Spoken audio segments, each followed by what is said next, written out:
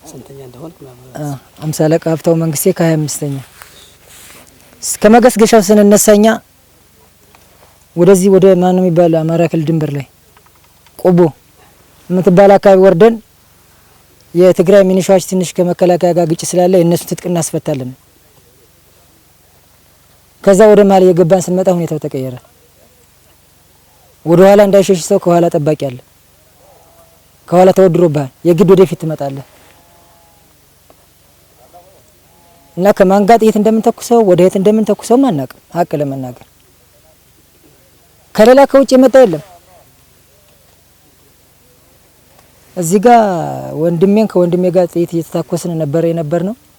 አሁንም ደግሞ ከዛ ወደ ውስጥ እየገባን ከወድን በኋላ የሚያስጨብጡን እንግዲህ ከዚህ ወጣ ካልክ ይሄ ልዩ ኃይል ይሄ ምንሻ ተደራጅቶላል ያርዳል ንቅንቅ እንዳትል ነው።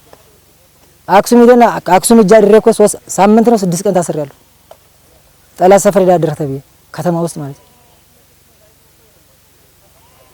ስለዚህ ምንም ማለት አይደለም፣ ግን አላማያን ሳላውቀው በመዋጋቴ ብቻ ነው ግራ የደበረኝ።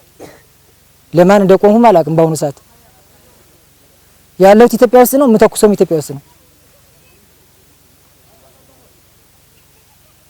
ስለዚህ ትናንትና በእናንተ እጅ ስንገባኔ እንደነሱ እንዳሉት ከሆነ እስካሁን አንቆይም ነበር ማለት ነው። ግን ታክመን እንጀራ በልተን ለብሰን ተኝተን ያደር ነው